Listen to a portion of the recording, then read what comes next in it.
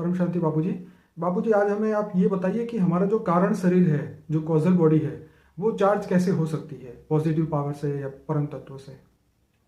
अभी एक्चुअली तो पहले ये समझना पड़ेगा कारण शरीर है क्या।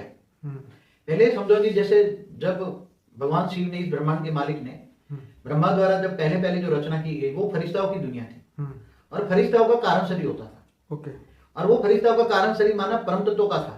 कारण शरीर माना परम तत्व, माना परम आकाश, परम वायु, परम अग्नि, 3 तत्वों का था। परम 3 तत्व जो थे, और धीरे धीरे वो कारण शरीर पर धीरे धीरे धीरे संकल्पों द्वारा सृष्टि बनाते गए। वो फरिश्ता भी देवता बने, तो देवताओं का सूक्ष्म शरीर होता है। ओके। तो वो नीचे आए तो कारण शरीर ऊपर 3 तत्वों का लेप लग गया, और फरिश्ता से देवता बने। और देवता भी जब धीरे धीरे धीरे उसकी आत्मा की एनर्जी वेस्ट होती गई तो वो देवता मनुष्य बन गए। तो उसका शरीर पहले कारण शरीर पर सूक्ष्म लेप लगा 3 तत्वों का, फिर अब 5 तत्वों का लेप लगा। इसलिए हर कोई मनुष्य के अंदर कारण शरीर है।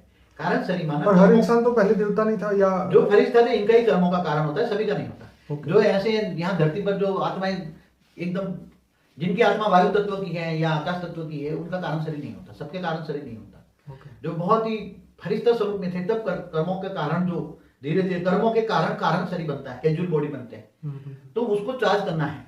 आज मनुष्य के अंदर ये ज्ञान नहीं है कि हम हमारे विकर्म विनाश, कारण शरीर में विकर्म होता है। विकर्म रिकॉर्ड कहाँ होता है? कारण शरीर में।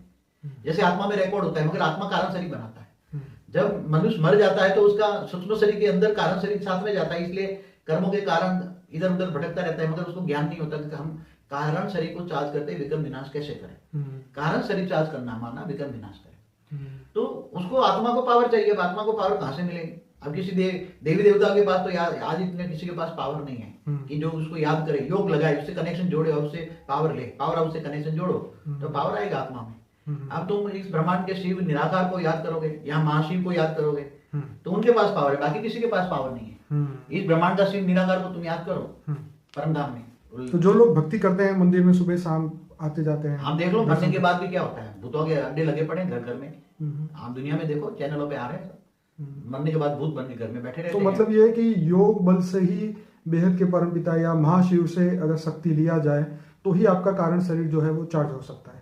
एक साधारण रीति समझो कि तुम्हारे अंदर, आत्मा के अंदर पाप का ढेर जमा हो गया, कई जन्मों के, कई बेहिसाब जन्म हो गए, बेहिसाब जन्म हो गए। अब वो आत्माओं को तुम्हें विकर्म विनाश कैसे करोगे? पाप को जलाओगे कैसे?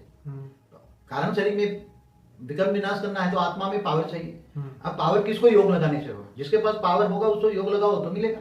गीता में भगवान कृष्ण ने कहा, तुम मुझे याद कर तो तेरे सारे विकर्म विनाश करके मैं तुम्हें परम धाम ले जाऊंगा, परम पद को तुम परम पद को पाओगे।